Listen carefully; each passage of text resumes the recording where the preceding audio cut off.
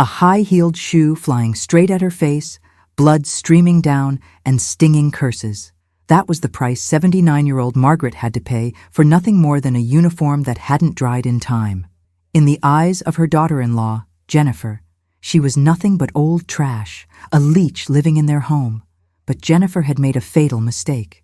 She had no idea that this frail old woman, trembling as she wiped the blood from her lip, held a shocking secret. Beneath a worn-out mattress, inside a faded wooden box, lay yellowed papers with the power to throw Jennifer out on the street and strip her of everything she so proudly claimed as her own. From an abuse victim to the wielder of justice, Margaret's journey to reclaim her dignity will move you to tears, and the ultimate fate of her cruel daughter-in-law will leave you completely satisfied. "Shut up, you old trash!" Jennifer's scream shattered the calm of the morning like unexpected thunder, causing Margaret to shrink into herself, her heart pounding wildly against her ribs.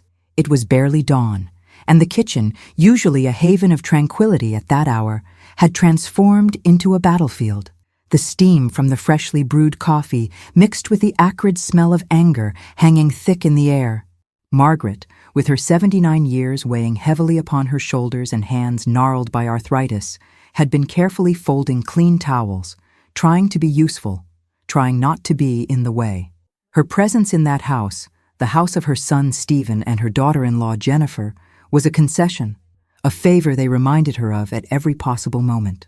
Since a devastating mudslide had taken her small cottage in the countryside of Washington State, her only refuge, her life had been reduced to a silent promise to stay invisible, to not cause trouble, to simply exist in the shadows. "Mason's uniform is still a little damp." Margaret's voice was barely audible, an apology offered in advance, loaded with the good intentions of a worried grandmother. "I left it drying on the rack since last night, but with the Seattle rain and humidity." She had spent the night restless, thinking about her grandson's soccer game, about the importance of everything being perfect. She had scrubbed the grass stain with meticulous care, had hung the fabric with hope, praying the early morning air would work its magic. But the capricious Pacific Northwest weather had not cooperated. The dampness of the night had clung stubbornly to the fibers of the fabric, refusing to yield. Margaret had checked the uniform repeatedly, her tired eyes scrutinizing every fold, hoping desperately that a miracle would dry it before departure time. But it was not to be.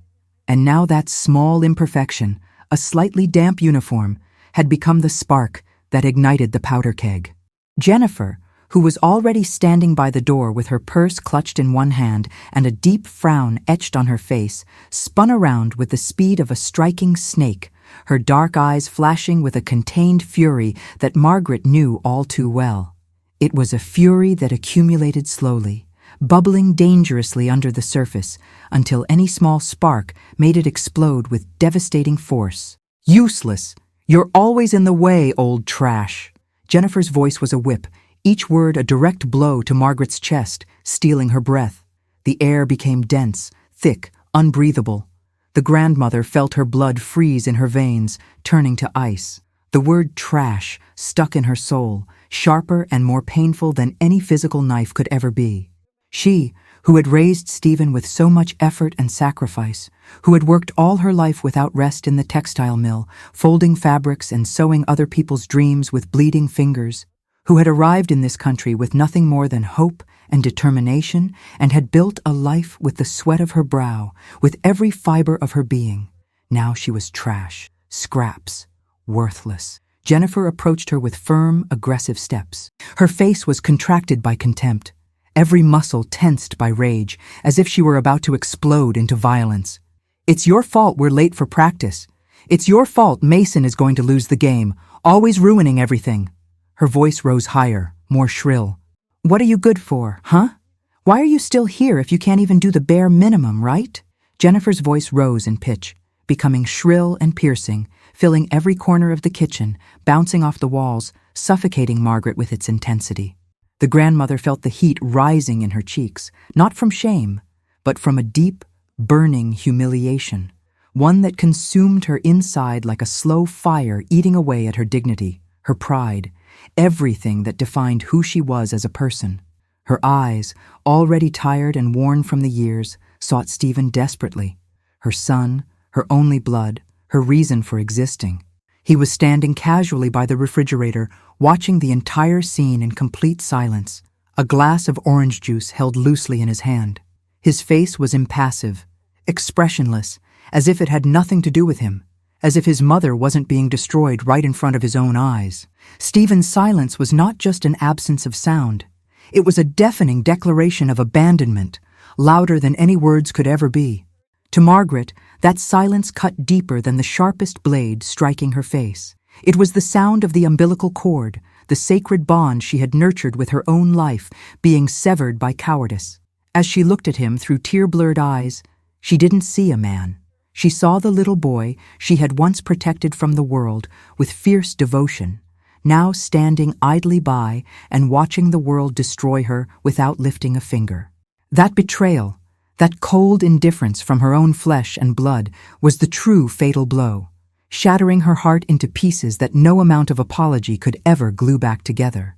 It is truly heartbreaking to witness a mother being abandoned by the very son she raised, a pain that cuts far deeper than any physical wound. But if you think Margaret is going to let this betrayal break her spirit completely, you are about to be surprised by the hidden strength of this incredible woman. "Shut up, you old trash!" Jennifer's scream shattered the morning calm once more. In a blur of motion, fueled by pure malice and rage, she bent down quickly, snatched the high-heeled shoe from her foot, and hurled it with calculated, deliberate violence. It wasn't an accident or a moment of lost control. It was a projectile meant to annihilate, to destroy. Margaret, her reflexes slowed significantly by age and shock, had no time to react or protect herself. The sharp heel struck her upper lip with a sickening thud, tearing through the fragile, thin skin. A metallic taste filled her mouth instantly, blood warm and acrid, as she collapsed heavily to the cold kitchen tiles. The shoe skidded to a stop near her trembling hand, a cruel monument to her humiliation, a mute and brutal testimony of the violence just unleashed, of the humiliation she had just suffered, of the loss of her last vestige of respect. With a trembling, unsteady hand, Margaret brought her fingers slowly to her mouth, feeling the swollen lip, the deep cut, the blood welling up rapidly. Upon withdrawing them, she saw them stained a dark, vivid red, a color that contrasted sharply with the pallor of her aged skin. It was the color of her own blood spilled on the floor of her son's kitchen by the hand of her daughter-in-law. The physical pain was intense and immediate, a constant burning that spread across her face, her head, her whole body in waves. But the pain in her soul was 1,000 times worse, cutting deeper than any physical wound ever could. The humiliation, the indignity of that act pierced her to the deepest part of her being, burning her inside, consuming her from within.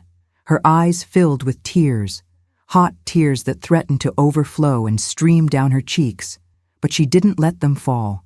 She held them back with every ounce of willpower she possessed, pressing her lips together despite the stinging pain, feeling the lump in her throat that prevented her from breathing normally, from screaming out her anguish. She wouldn't give them the satisfaction of seeing her cry, of seeing her completely broken, of seeing her crumble helplessly on the floor. No, not yet. Despite the pain, despite the blood, despite the crushing betrayal, a tiny but fierce spark of resistance lit up in the deepest part of her heart, a spark that promised this wouldn't be the end, that she wouldn't stay on the floor forever, that she would get up somehow, however difficult it might be. Dignity, that word so worn out by time, so often forgotten in modern life, resonated powerfully in her mind. She still had dignity, even if they tried desperately to rip it away from her.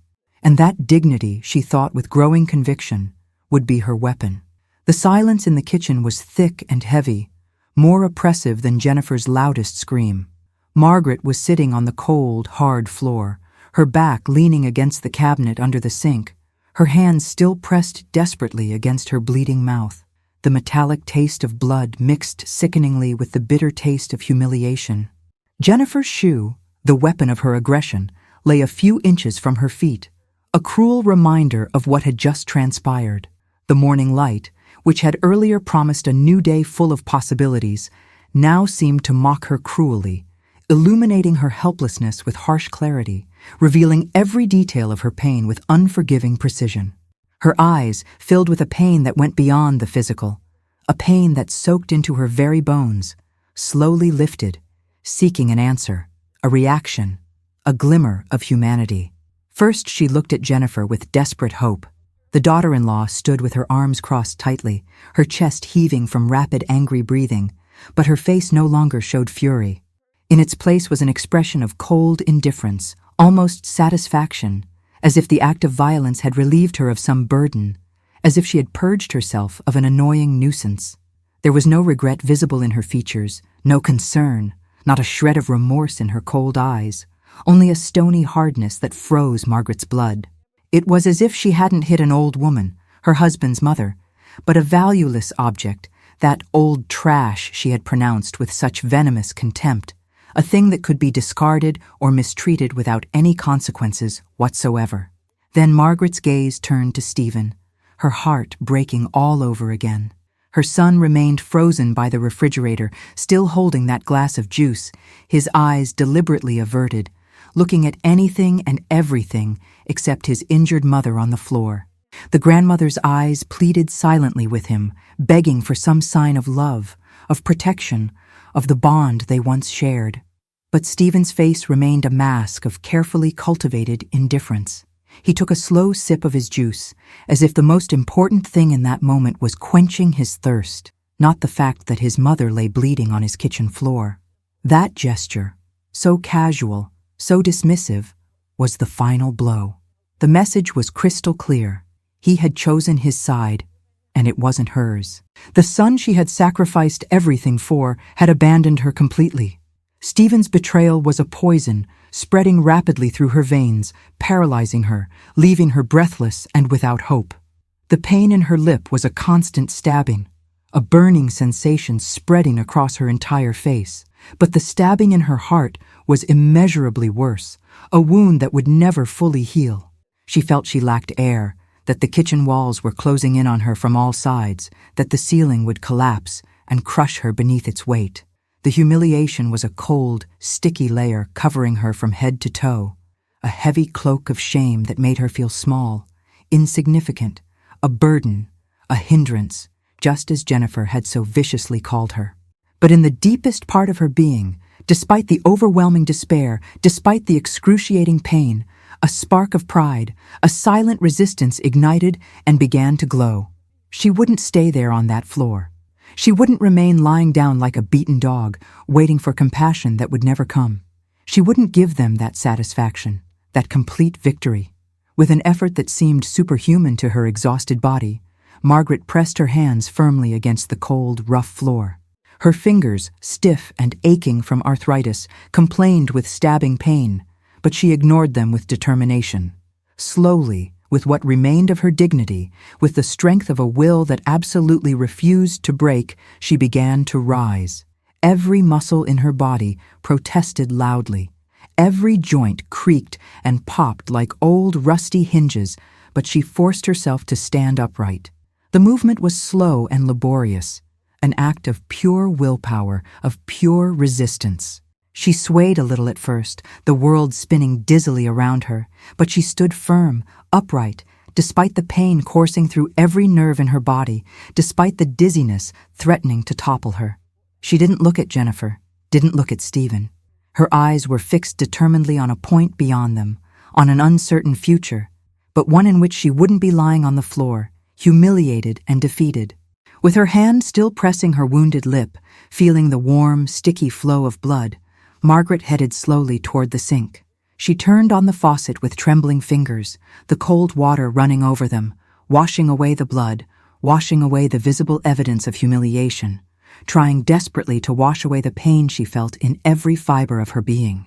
The silence in the kitchen was so absolute she could hear the dripping of the water, the beating of her own heart, a slow but firm drumming resonating loudly in her ears. Stephen still didn't move, didn't speak a word. Jennifer continued with her expression of cold indifference, her empty, heartless gaze fixed on nothing in particular. It was as if Margaret were invisible, as if her pain didn't exist at all, as if she weren't a person with feelings and rights, but merely a shadow moving on the periphery of their lives, voiceless, without rights, without value. But Margaret no longer sought their compassion, nor their recognition, nor their love. Those things, she realized with painful clarity, had been lost long ago, if they had ever truly existed. At that moment, in that heavy silence loaded with contempt, a cold and silent determination took root firmly in her heart. It was no longer just the pain of betrayal or the bitterness of humiliation. It was a decision, a solemn promise to herself. This would not stay like this. This was not the end of her story.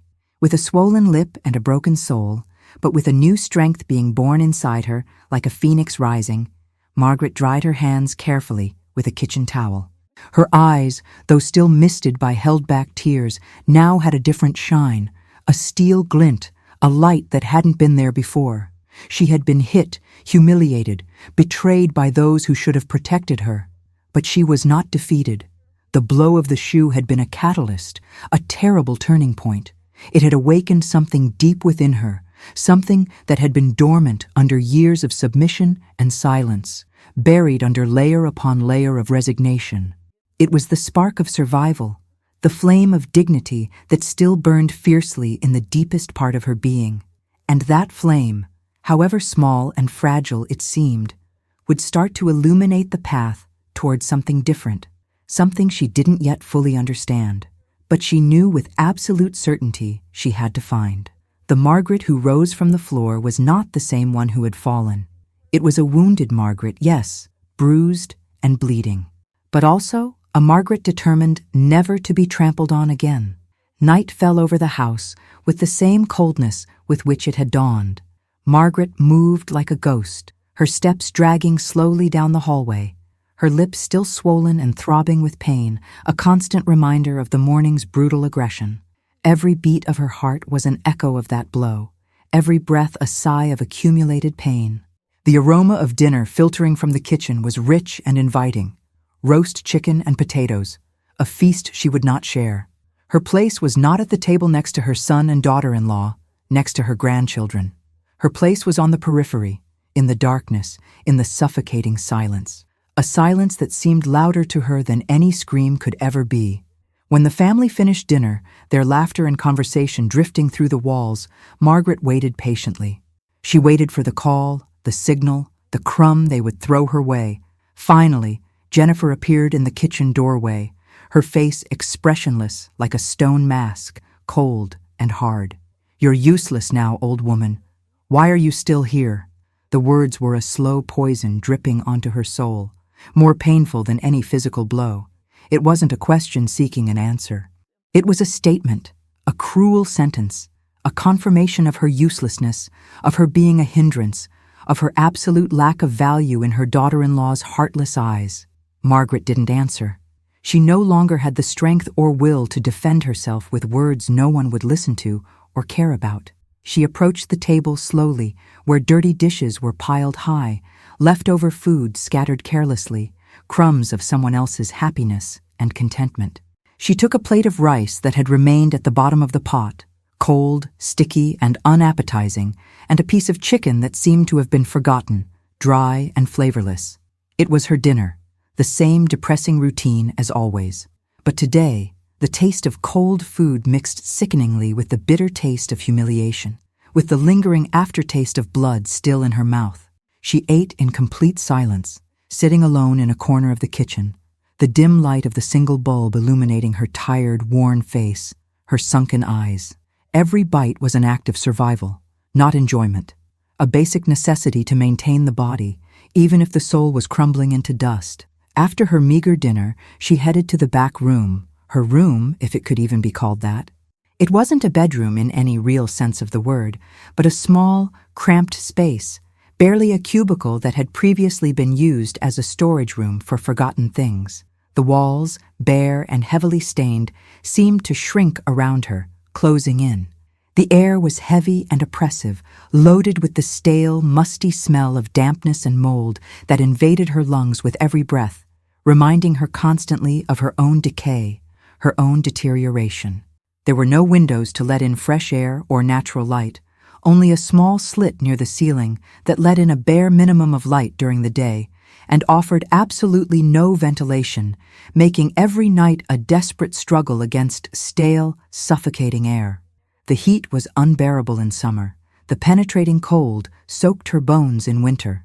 And now, on this night of early autumn in Washington, the dampness made every joint in her arthritic body ache with renewed intensity. Her bed was a thin mattress, almost a mat, thrown directly on the cement floor, hard, cold, and unforgiving.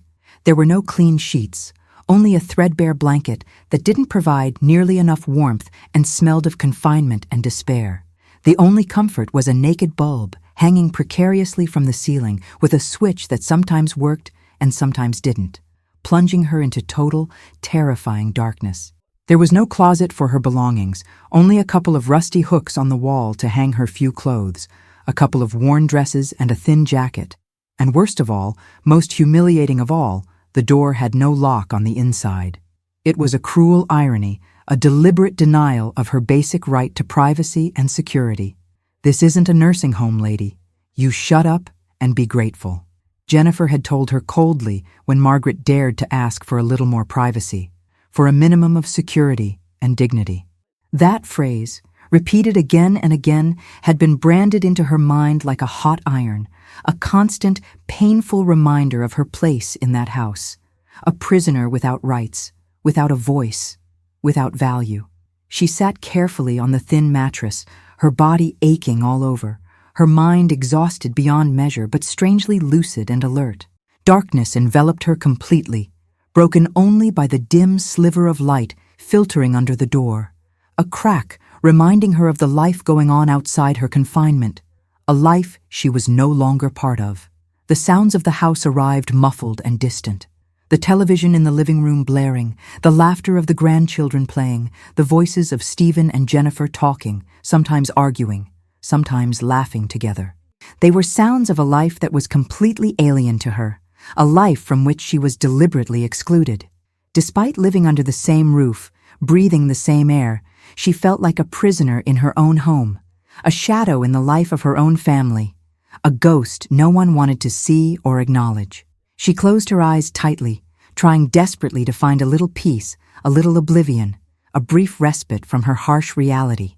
But the images of the morning repeated in her mind with painful, vivid sharpness, the shoe flying through the air in slow motion, the impact, the explosion of pain, the blood, Jennifer's impassive, satisfied face, Stephen's deliberately averted gaze, and the words, oh, the terrible words, old trash, useless, you serve no purpose anymore. Each one of them was a thorn stuck deep in her heart, twisting cruelly with every beat. She remembered her own little cottage in the countryside with overwhelming nostalgia. A humble cottage, but full of life, full of memories, with a small garden where she grew her own vegetables with pride and care. She remembered the smell of wet earth after the rain, the singing of birds at dawn, greeting each new day, the warmth of the sun on her wooden porch, where she knitted blankets for the harsh winters. She remembered Robert, her late husband, sitting by her side sharing a simple coffee, his strong and protective hands, his laughter resonating warmly in the air. She remembered the years of honest work in the bakery of her small town, the heavenly aroma of freshly baked bread clinging to her skin and clothes, the genuine laughter of satisfied customers, the deep satisfaction of a job well done, of having served her community with dedication. All that was gone forever. Everything had vanished like smoke in the wind, leaving only this desolate present, this imposed misery. The tears she had held back so bravely during the day now welled up unstoppably, silent and bitter tears. They fell down her wrinkled cheeks, soaking the thin pillow, a pillow that smelled of despair and hopelessness. She wept for the lost house, for her beloved husband, for the life that had been cruelly snatched from her. She wept for her son's devastating betrayal, for her daughter-in-law's inhuman cruelty.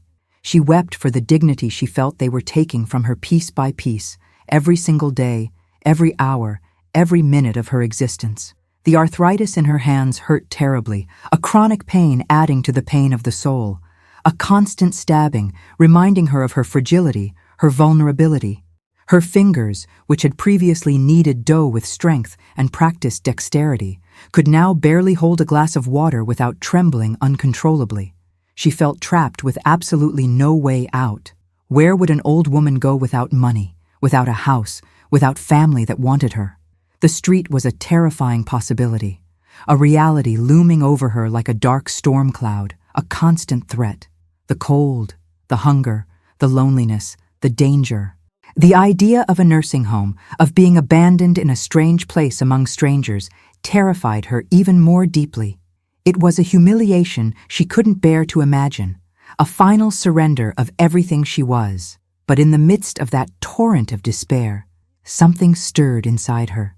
A small voice, almost a whisper, rose above the crying, above the pain, above the fear. It is heartbreaking to see a woman who gave so much be reduced to a shadow in her own home, a ghost in her own life. But do not mistake her tears for defeat. That small voice rising in the darkness is the first sign that the resilient Margaret of the past is about to return. It was the voice of her grandmother who had taught her that dignity is not bought or sold, that it is carried inside like a sacred treasure no one can steal. It was the voice of Robert who always told her she was the strongest woman he knew, a lioness capable of overcoming any adversity thrown her way. It was the voice of the young Margaret who arrived in this country with absolutely nothing and built a life from scratch, with pure grit, determination, and an unbreakable will. She couldn't go on like this. She couldn't keep being the old trash, the useless burden. There had to be another way forward. She didn't know which one. She didn't have a plan. She didn't have strength. But the spark that had ignited in the kitchen, that spark of resistance, now shone a little brighter in the darkness of her small room, illuminating an uncertain but possible path. She wouldn't give up. She wouldn't let herself be defeated. She wouldn't die silent and forgotten. The night was long, and the pain was deep and overwhelming. But in the deepest part of her being, Margaret felt that something fundamental had changed. The submission had reached its absolute limit. It was time to fight for what was left of her, for her own dignity, for a last breath of respect. The battle was just beginning. Chapter 4. The Stolen Pension. The morning following the shoe strike, Margaret woke up with her lips still painfully swollen and a constant stab of pain reminding her of the brutality she had endured. The cold of the cement floor had seeped deep into her bones during the night, and the dampness of the small room made every joint ache with renewed intensity. But beyond the physical pain that racked her body, it was the wound in her soul that wouldn't heal, that festered and grew. Stephen's indifference, Jennifer's cruelty, the overwhelming feeling of being a burden, a voiceless shadow in her own family, all of it weighed on her like a heavy stone crushing her chest. She got up slowly, every movement a monumental effort, and dragged herself to the small sink she shared with the washing machine, where she washed her face with cold water, trying desperately to dispel the fatigue and bitterness that clung to her. As she dried her face with a rough, scratchy cloth, her thoughts drifted toward the only thread of hope she had left, the last vestige of her independence, her Social Security pension. That money, although modest and never enough, was the fruit of a lifetime of backbreaking work, of years of dedicated effort in the factory, folding fabrics under harsh fluorescent lights, with the constant, deafening hum of machines as the soundtrack of her youth and maturity. Every penny of that pension represented sweat dripping down her face, sacrifices made without complaint, the promise of a calm, dignified old age where she could finally rest. She had dreamed of using it to fix up her little cottage in the country, to buy necessary medicines for her ailments, to treat herself to something small every now and then, a sweet, a flower for the Virgin's altar, a moment of simple joy. But since the devastating landslide took her home, since she was forced to live under her son's roof, that money had disappeared into an abyss of empty promises and flimsy excuses. The check arrived every month religiously to Stephen's account. That was what they had told her, what she had been led to believe. She didn't understand banks or electronic transfers or numbers on a screen. She trusted her son completely, the blood of her blood, the child she had raised with such love and sacrifice. At first, Stephen had assured her earnestly the money was safe, that he was keeping it for her, saving it for her needs, for emergencies. But the needs never arrived, or if they did, they were systematically ignored, dismissed as unimportant. When she asked timidly for a little for medicine, for a pair of new shoes that wouldn't hurt her feet, there was always an excuse ready. "There isn't any, Mom. We already used it for this or that. Don't be demanding." The word demanding burned her deeply. She who had never asked for anything, who had always been the one giving, the one working tirelessly, the one sacrificing for others without expecting anything in return. Today, however, yesterday's humiliation had ignited a spark deep within her. She could no longer stay silent. She could no longer keep accepting the crumbs of a life that wasn't truly hers. Her pension was hers, her legal right, her last bastion of dignity and independence. With a determination she hadn't felt in years, a mixture of contained rage and desperation, she decided it was time to ask, to demand what was rightfully hers. No longer with the trembling voice of before, but with a firmness she tried to project, even if inside she felt an uncontrollable tremor running through her. She waited for what seemed like the opportune moment. The kitchen was relatively quiet. Stephen had already left for work early, and the kids were at school. Only Jennifer was there, sitting at the table drinking coffee and checking her cell phone obsessively, oblivious to the storm brewing inside Margaret.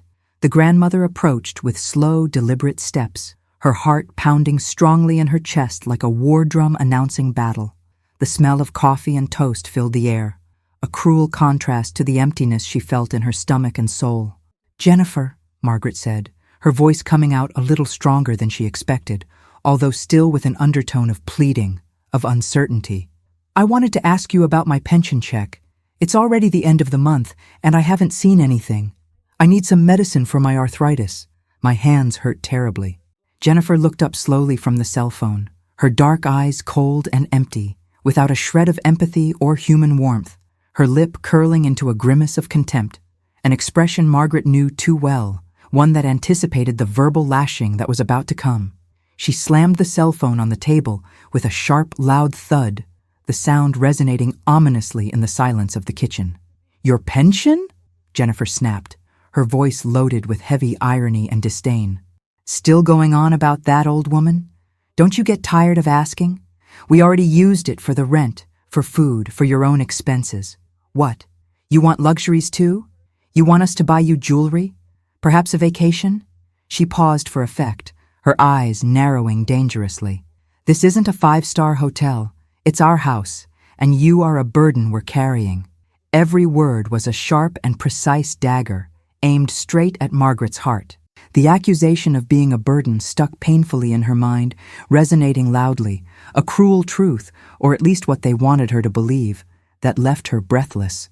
Margaret felt the blood rushing to her face, not from shame, but from deep, burning indignation. Her pension for the rent? For her own expenses? She ate scraps from their table, slept in a storeroom without proper ventilation, and her medicines were a luxury rarely granted to her. It was a blatant lie, a cruel mockery of her naivety, of her blind trust. Her son's promise that the money was safe, that it was being saved for her, vanished like smoke, revealing the harsh, ugly truth. They were robbing her, taking away the little she had left, her last resource, her only security. But Stephen told me he was saving it," Margaret stammered, her voice now trembling, hope fading rapidly like sand slipping through her fingers. "He told me it was for me, for my needs."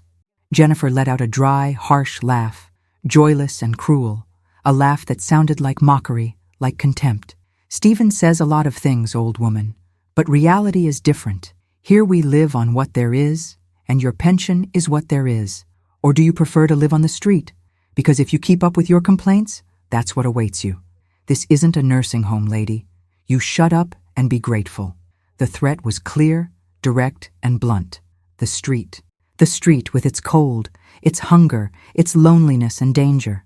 The street, the final destination of so many forgotten elderly people. The street, the only alternative they were offering her. Margaret remained silent, paralyzed by the magnitude of the betrayal she was facing.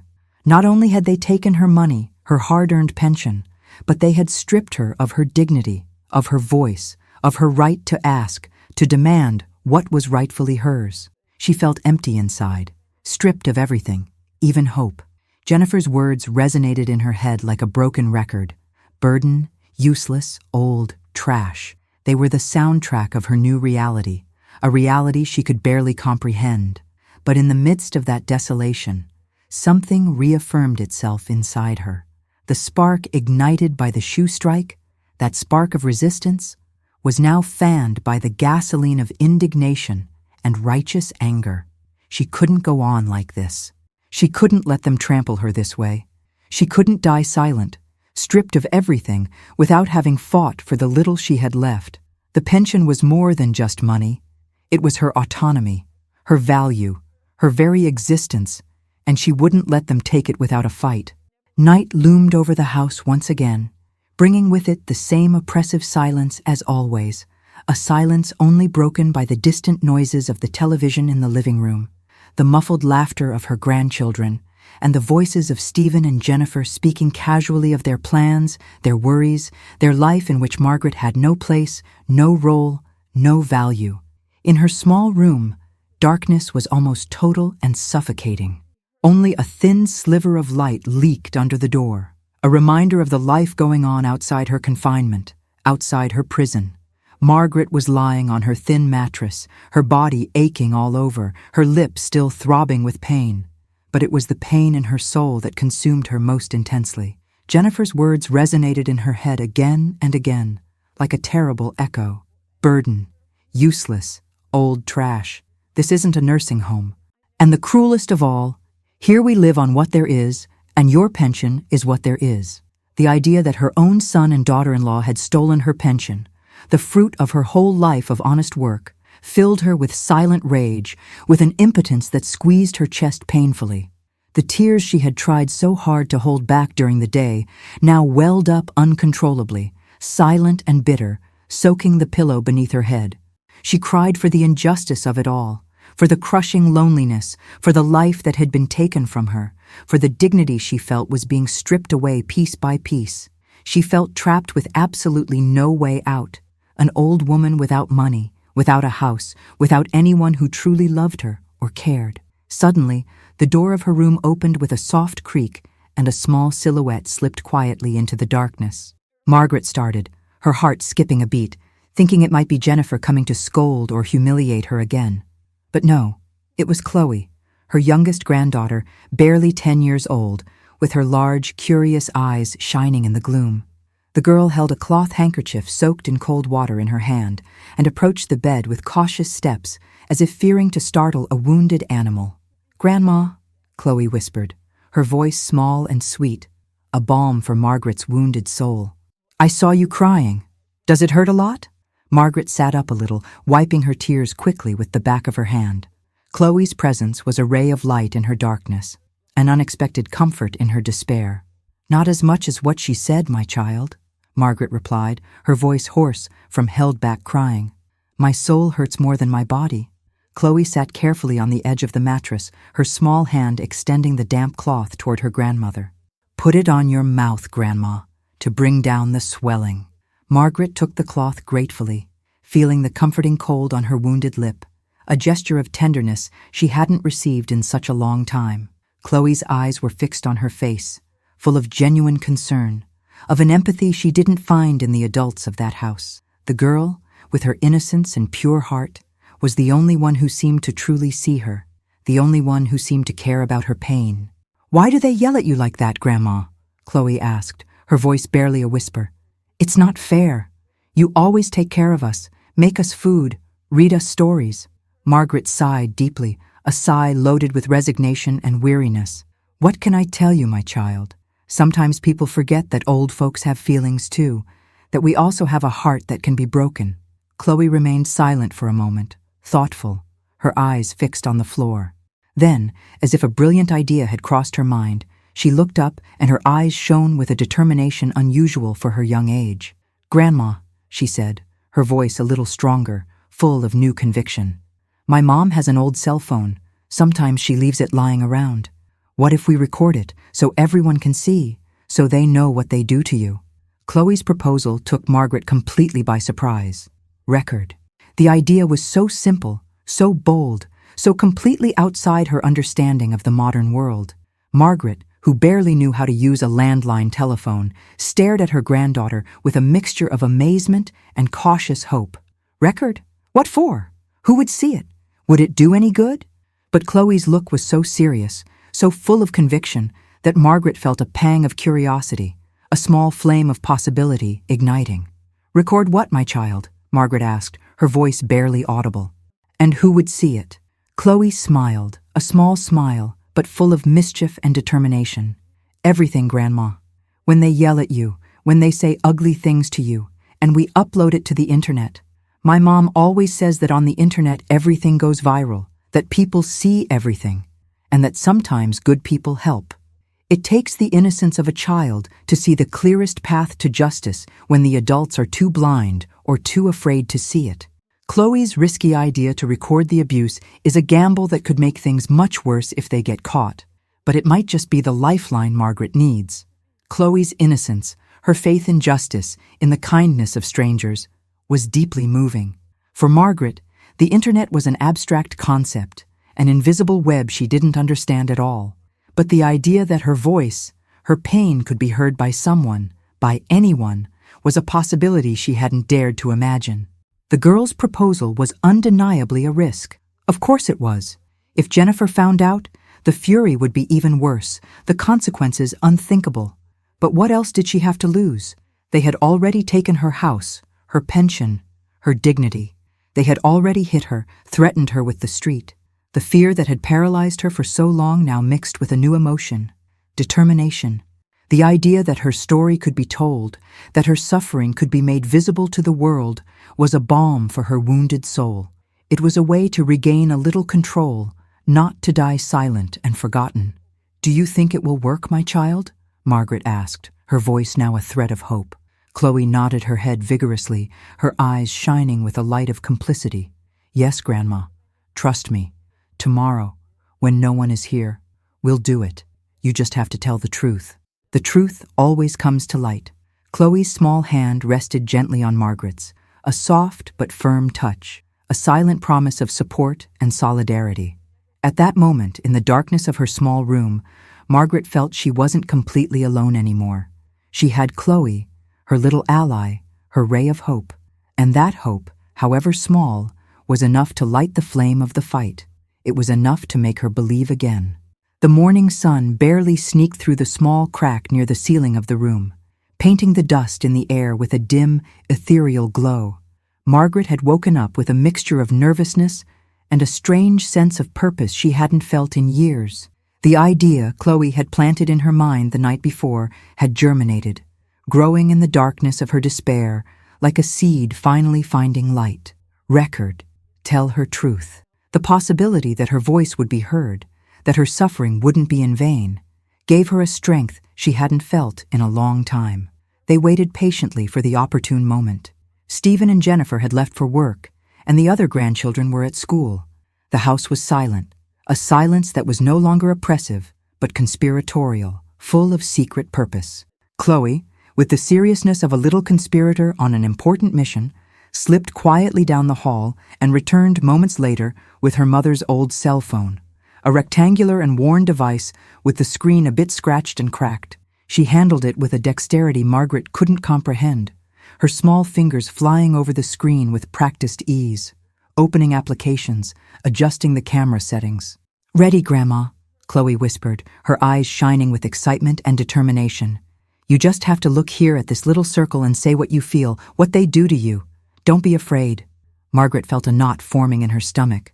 Her heart beat strongly, as if it wanted to burst out of her chest. Her lip still hurt, and upon touching it gently, she felt the cut still sensitive, the lump of swelling. It was the perfect reminder of the humiliation, the tangible proof of her pain.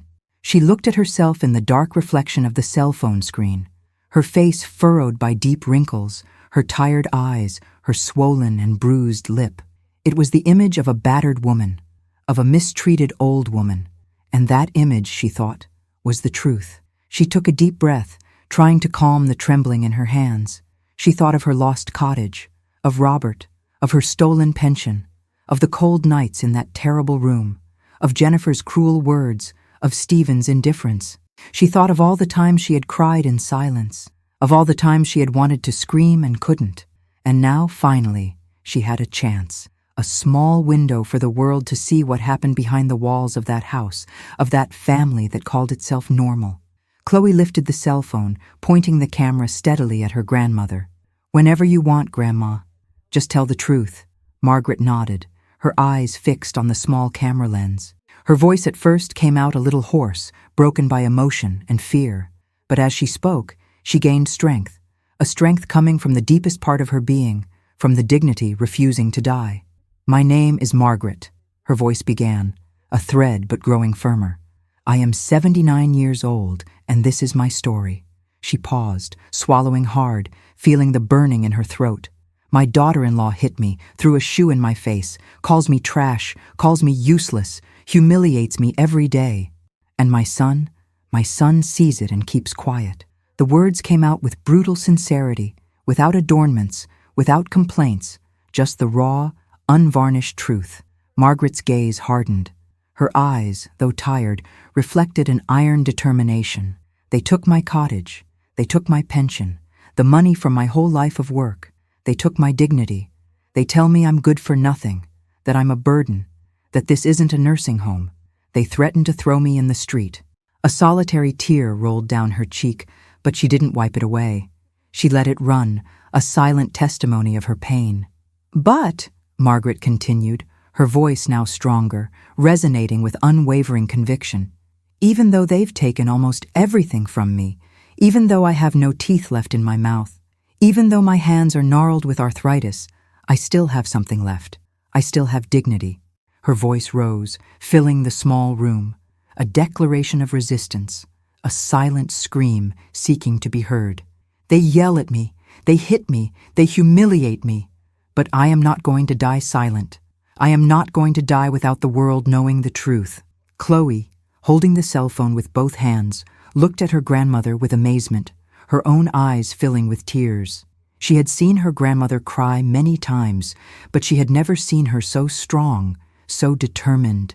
Margaret's voice was a torrent of emotions, a mixture of pain, rage, and immense bravery. It was the voice of a woman who had been silenced for too long and who now finally found a way to scream her truth to the world. When Margaret finished speaking, silence fell over the room again.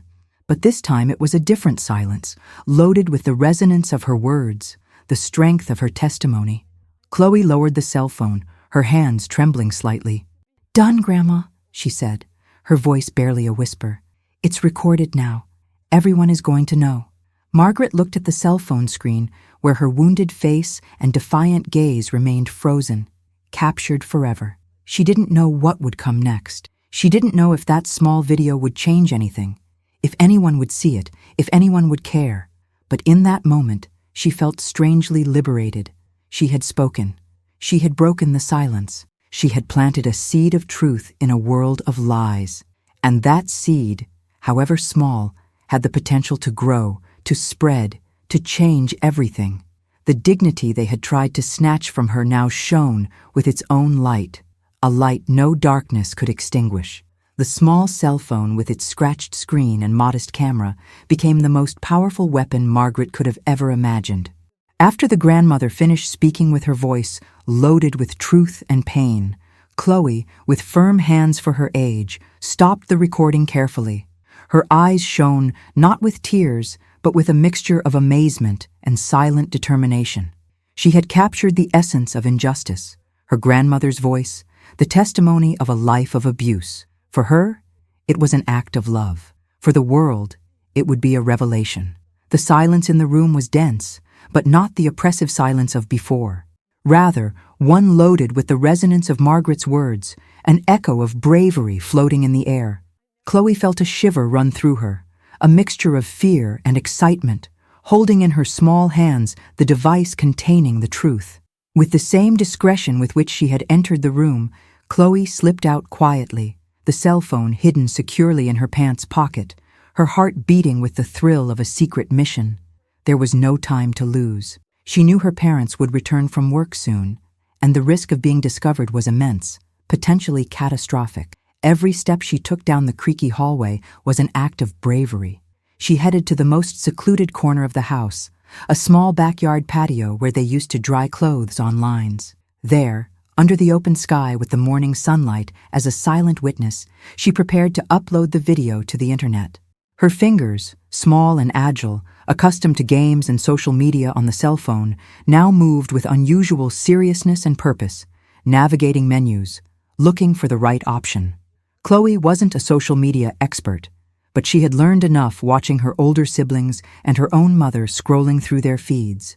She created an anonymous account, a name that wouldn't give her away, something simple and traceless. With fast, determined fingers, she selected the video from the gallery. Her grandmother's image, with her swollen lip and eyes full of unbreakable dignity, filled the small screen. She wrote a simple but forceful title that came straight from her heart: "My grandma, beaten and humiliated, needs help." She didn't add more, didn't make a long speech, just the truth, raw and direct, accompanied by the image that said it all. She pressed the publish button and felt a shiver run down her back. It was a leap into the void, a bottle thrown into the sea, a hope sent to the digital universe. The magic, or perhaps the raw reality of the internet, did its work with amazing speed.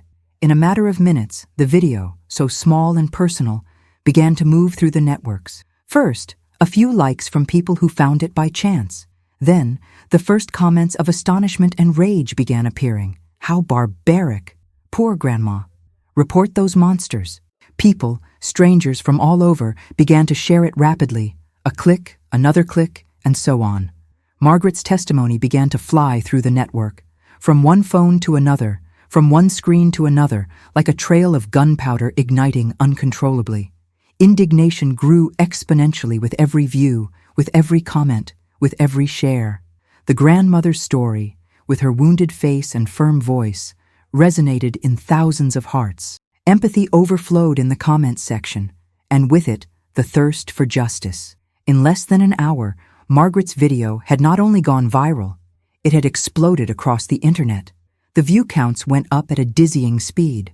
1,000, 10,000, 100,000.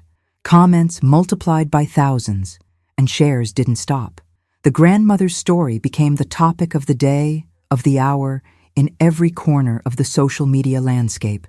The indignation was palpable, visceral. People couldn't believe what they were seeing. The cruelty, the indifference, the mistreatment of an old woman. Messages of support for Margaret mixed with condemnation of the aggressors, demanding action, asking for an investigation, for something to be done, for justice to be served. Meanwhile, Stephen and Jennifer, oblivious to the storm brewing around them, continued with their normal day. Stephen was at his job, concentrated on his tasks, unaware of what was happening. Jennifer at home, immersed in her own occupations, with the cell phone in hand as always, scrolling mindlessly through her usual feeds. Suddenly, Jennifer's phone started ringing non-stop, one call after another, text messages that didn't stop arriving, social media notifications piling up at an alarming rate. At first, she ignored it, thinking they were unimportant notifications, some gossip or advertising. But then her sister called, her cousin, her best friend, all called her insistently, their voices sounding increasingly upset, increasingly frantic. "What's wrong with you? Did you see what's circulating? It's crazy." Her sister's voice sounded hysterical on the other end of the line. Jennifer frowned, annoyed by the interruption, opened one of the notifications, and what she saw left her frozen in place. It was the video. Margaret's face, her mother-in-law, with her swollen lips speaking directly to the camera.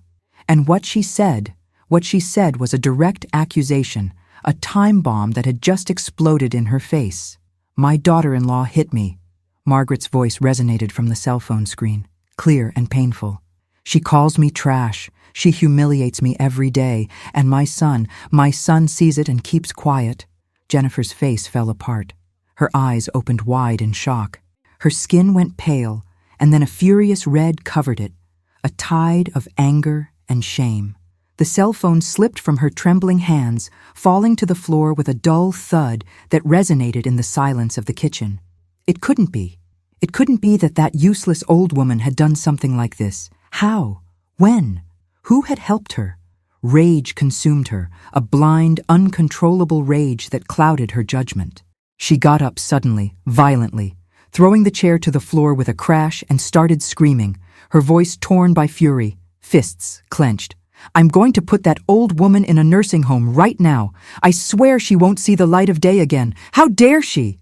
How dare she do this to me?" Her screams resonated through the house, filling the air with contained violence, with unleashed fury.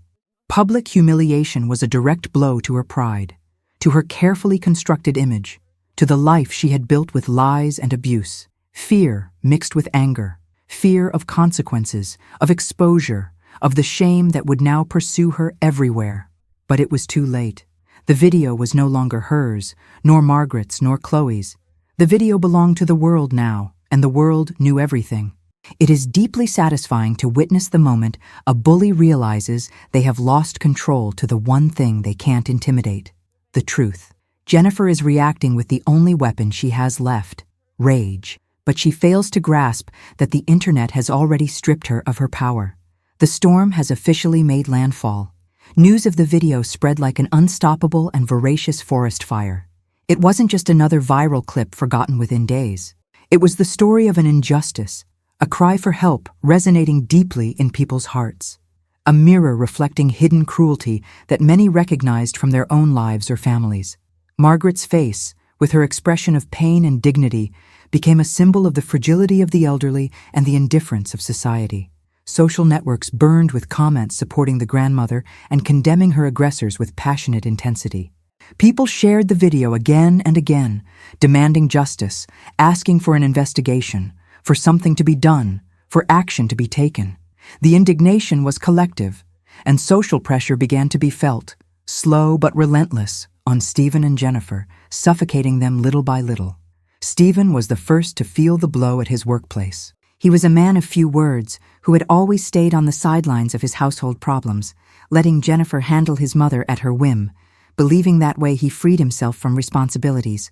But indifference now had a very high price, one he couldn't afford to pay. His cell phone wouldn't stop vibrating with messages and calls from colleagues, friends, even his boss. At first he thought it was a joke, some unimportant office gossip. But when he opened the video sent by a coworker, cold sweat ran down his back, and a knot formed tightly in his stomach. It was his mother with a swollen lip, talking about abuse, humiliation, stolen pension. And the worst part, his own image appeared in the narration, that of a son who sees and keeps quiet, a silent accomplice to cruelty. The whispers in the office were incessant and impossible to ignore. The looks from his coworkers, previously indifferent or friendly, were now loaded with judgment, contempt, pity. Laughter died down as he passed by, and conversations silenced abruptly when he approached. Stephen felt exposed, vulnerable, as if everyone could see the rot of his home, the shame of his silence laid bare for all to witness. His boss called him into the office with a serious expression and grave voice. "Stephen, what is this? We are receiving calls from clients, from partners. Our company cannot be associated with this type of situation. We need you to resolve this, and fast." The threat was clear, direct, and blunt. His job, his livelihood, his entire professional reputation was at stake. The fear which he had previously only felt from Jennifer's reactions now extended to his own life, to his uncertain future. At the grandchildren's school, the situation was no different, perhaps even worse. Teachers, parents, the children themselves, everyone had seen the video. The whispers in the hallways were constant, the looks of pity toward Chloe, who was now seen as a silent heroine, and those of judgment toward the other siblings who were children of the video's villains. The school principal, a serious woman of principles, called Jennifer to her office. "Ma'am, we are very worried. Your mother-in-law's situation is serious. This is affecting the children and the school environment. We need to talk seriously about this." Jennifer tried to defend herself, to scream, to deny the truth, to blame Margaret for everything. But the principal didn't let her continue. Margaret's voice, recorded in the video, was stronger than any excuse or lie. The humiliation had turned against them like a boomerang thrown with fury. The villains, as they were called in internet comments, were now the center of attention, but not in the way they liked. Their private life, previously hidden behind the walls of their house and carefully maintained appearances, was now exposed to public scrutiny, stripped bare before everyone's eyes. Calls from relatives, friends, neighbors didn't stop, filling their phones with reproaches and demands. Some called with indignation, others with shame, all demanding explanations, asking for something to be done for the poor old woman.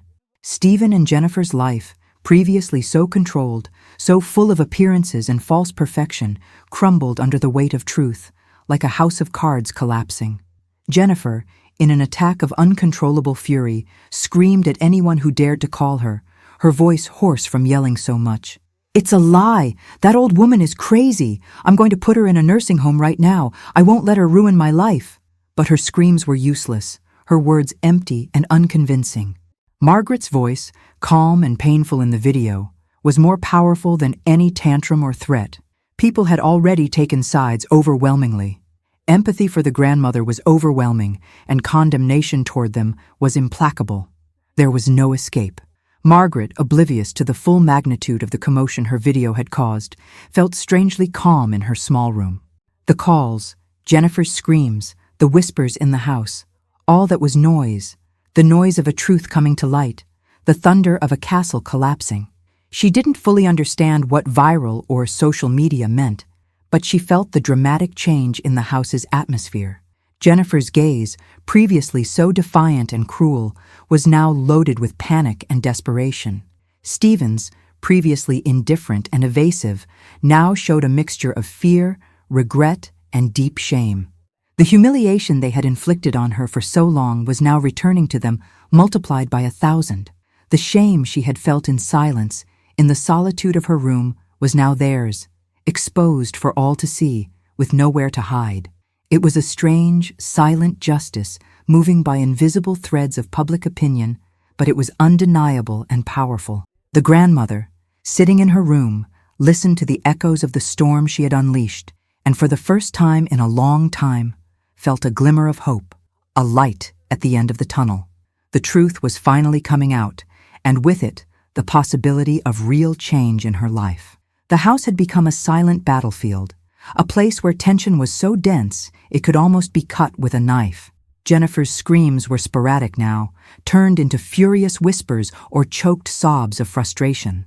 But the atmosphere of conflict was constant, palpable in every corner, in every breath. Stephen walked the halls with his head down, avoiding his mother's gaze, plunged into a muteness that wasn't peace, but fear and shame. Public scandal had cornered them, and humiliation floated in the air like poison. Margaret, for her part, felt a strange calm, a lucidity she hadn't experienced in years. The video had been a relief, a scream that had resonated beyond what she ever imagined possible. But she knew that truth alone, though powerful, wasn't enough to change everything permanently. She needed more. She needed proof, something tangible to back up her words, something that couldn't be denied or distorted by Jennifer's lies. Sitting on the edge of her mattress in the gloom of her room, Margaret began to think with surprising clarity. Proof of what? That they had taken her pension, that that house Jennifer said was only hers and from which she could be kicked out at any moment, had something to do with her, with her money, with her past. Her mind, though tired by years and suffering, began to spin through memories, to connect scattered dots. She remembered old conversations with Stephen, forgotten promises, documents she had signed without fully understanding, trusting blindly in her son, in her flesh and blood. She remembered the times Stephen had asked her to sign some bank papers or government forms, always with haste, always with the excuse that it was for her own good, for her security. Her eyes landed on a small wooden box, old and worn, that she kept hidden under her mattress. It was her only treasure, a chest of memories from a past life, a refuge for her identity. A yellowed photo of Robert, her husband, with a smile she missed so much. A rosary her mother had given her on her deathbed. A few letters from her deceased siblings, with ink faded by time. It was a place where she kept what was left of her history, of her essence. Her trembling fingers brushed against the velvet lining of the box, and for a moment, the smell of the past overwhelmed the stench of her present misery. These weren't just papers. They were the frozen hours of her life.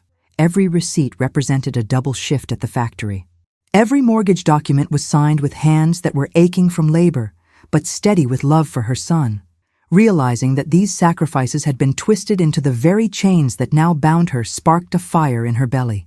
It wasn't just about money anymore. It was about reclaiming the sanctity of her motherhood that they had stolen and soiled. With trembling hands, she took the box out carefully, feeling the weight of the years in her joints, and opened it with a sigh. The smell of old paper and memories rose in the air, bringing with it echoes of better times. She began to remove objects with care, each with its own story, each a piece of her soul. A lock of hair from her first child, a handkerchief embroidered by her grandmother, a medal of the Virgin she always carried with her. Beneath the velvet lining of the worn wooden box, Margaret found what she was looking for. They weren't just memories, they were ammunition. She pulled out a stack of yellowed documents carefully, the original deed to the house and years of bank statements. There, in black and white, was the undeniable truth. The down payment hadn't come from Stephen's savings. It had come from the sale of her own cottage. The monthly mortgage payments weren't paid by Jennifer's salary, but were automatically deducted from Margaret's account, labeled deceivingly as living expenses by her son. She wasn't a guest in their home. Legally, she was the majority owner. They were original mortgage papers, and on them her name appeared as a co-signer, or at least as someone who had contributed a considerable sum for the entrance for the down payment. She didn't understand complicated legal terms, clauses, and numbers, but the idea was clear, undeniable. Part of her money, her effort, her life had served to buy that house. This is the game changer. Those papers aren't just old receipts. They are the undeniable proof that Margaret isn't a burden, but the rightful owner. Now, armed with the truth, she has the ammunition to fight back. That same house Jennifer told her wasn't hers, that belonged to them and from which she could be thrown into the street at any moment. The irony was cruel, but the truth was now her ally. Margaret felt a wave of emotions invading her. Pain for the betrayal, yes, but also immense clarity and renewed strength. Not only did she have her voice in the video, a scream that had resonated around the world, now she had the proof. Papers, signatures, numbers, things that couldn't be denied, couldn't be hidden, couldn't be explained away, things that in the adult world, the world of laws and justice, had weight, had value, were irrefutable. The dignity she had proclaimed she still possessed in the video now had tangible backing, material support. It wasn't just her word against theirs. It was her word, her video, and now her papers. She put the documents away carefully, a new determination igniting her soul. She didn't know what to do with them immediately, nor who to show them to, nor how to use them. But Chloe's idea to record so everyone sees now extended a new and powerful possibility. Show so everyone knows, and so justice acts. The spark of hope Chloe had ignited in her heart now became a larger, brighter flame, a torch illuminating the path forward. She wouldn't die silent. And not only that, she wouldn't leave that house without fighting for what was hers, for what had been stolen from her. The battle was just beginning, and now Margaret had her weapons ready to be used.